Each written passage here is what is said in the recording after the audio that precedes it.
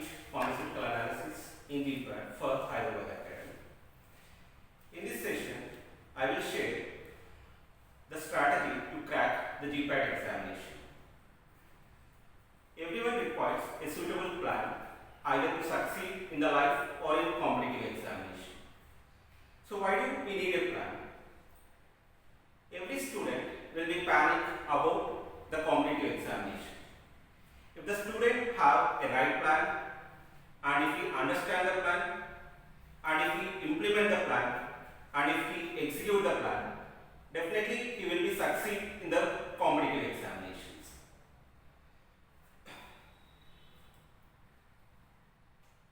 So coming to the GPAT examination.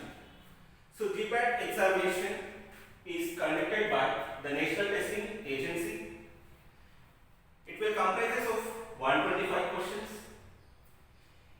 The weightage of each question for the correct answer is 4 marks and for the wrong answer is 1 mark.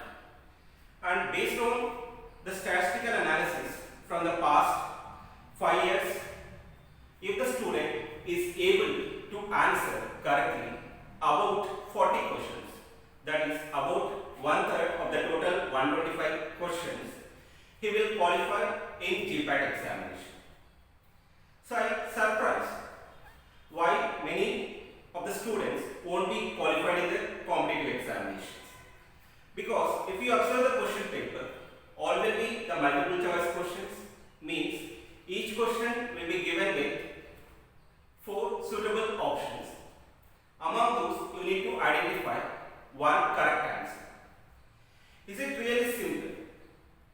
It is really simple, isn't it? Then why do students fail to identify the correct answer? Because they lack a proper approach. They don't have a suitable plan. So if you have a suitable plan, the student can succeed in the competitive examination with least efforts and smart work.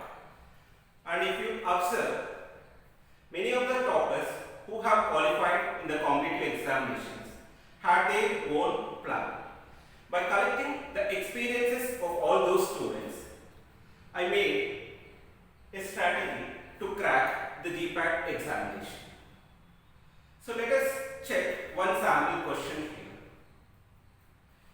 So the question here is, ninhydrin reacts with proline and produces what color? The options given are A is purple color, B is violet color, C is yellow color, and option D is both A and B. So read the question again. It is very familiar concept. It is the basic identification reaction for amino acids. It is a color reaction of amino acids. Here the reagent employed is ninhydrin, and ninhydrin reacts with proline and produces which color? So if you observe the concept of amino acids, so you will be familiar with the first line produced in the textbooks. That is, amino acids reacts with ninhydrin and produces either violet or purple color.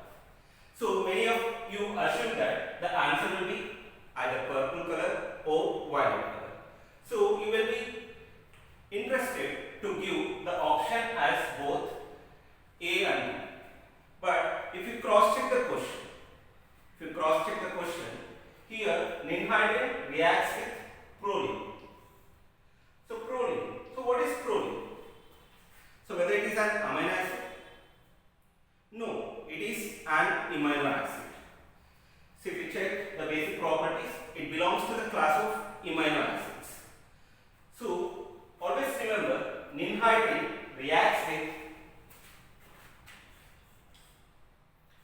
amino acids to produce purple or violet color.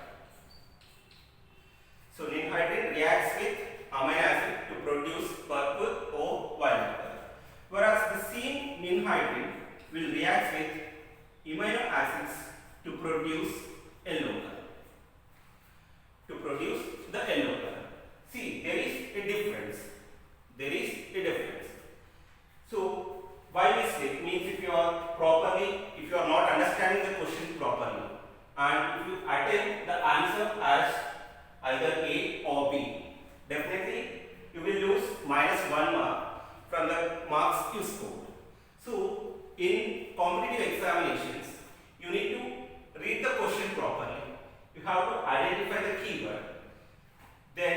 on the keyword, you need to apply the concept and you need to get the right answer for the question.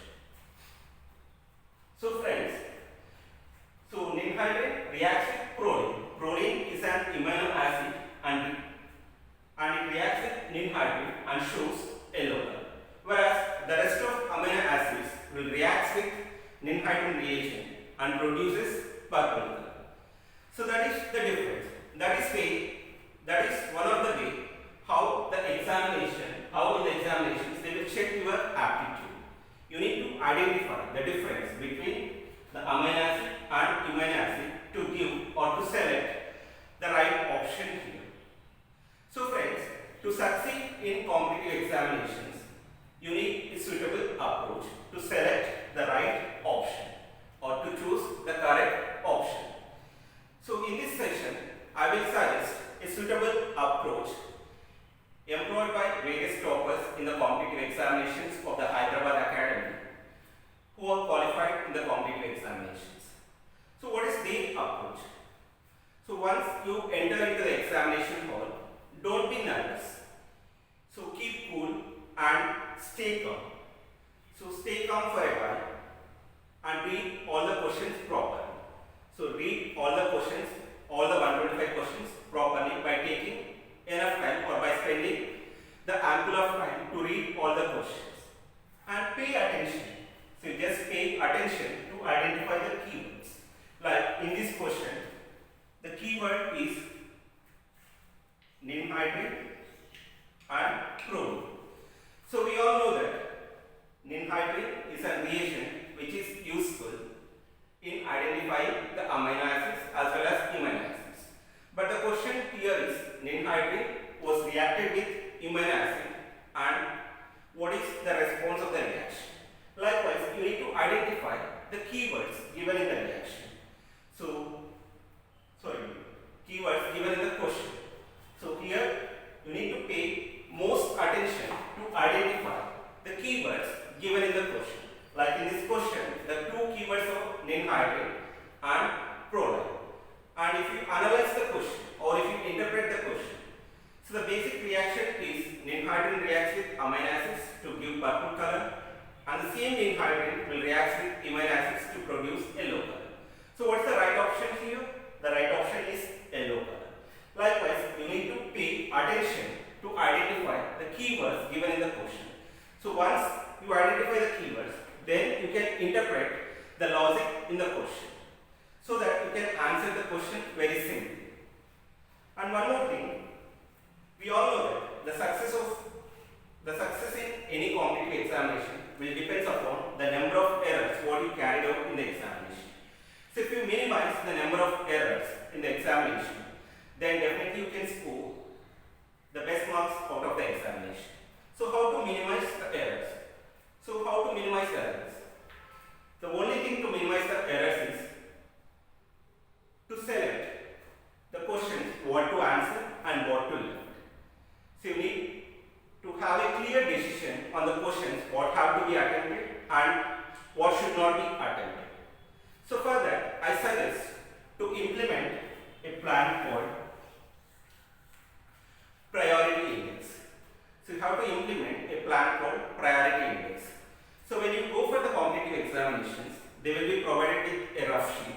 In that rough sheet, on one side of the rough sheet, you can do the rough work, and on the other side, you just make a table in this order, priority index, and divide it into 4 parts, like part 1, part 2, part 3, and part 4. So this is the first priority, this is the questions given with the second priority, and these are the questions with third priority, and these are the questions with least priority. So how to give the priority here? So by taking the example again here, so you are given with one question with 4 options like A, B, C and D. So if you are sure that option C is correct, means if you are 100% confident that option C is correct for this question, then you can write that question number here. Like let us assume that question is question number 5. So whenever you are sure that the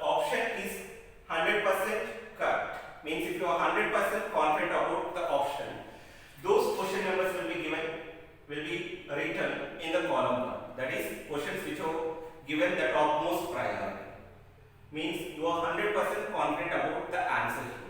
Means in this question, if you are sure that the option C is the correct answer for this question, that is you are 100% confident that ninhydrin reacts with proline and produces yellow color, then you can write that question number in the column 1 here. Suppose if you are 80% confident about the option, means you are not sure exactly the option here, but you are 80% confident that the answer may be yellow color, then you can write it in the second column. Let us assume that the question number may be 6 here, then you can write that question number in the second column, because you are only 80% confident here.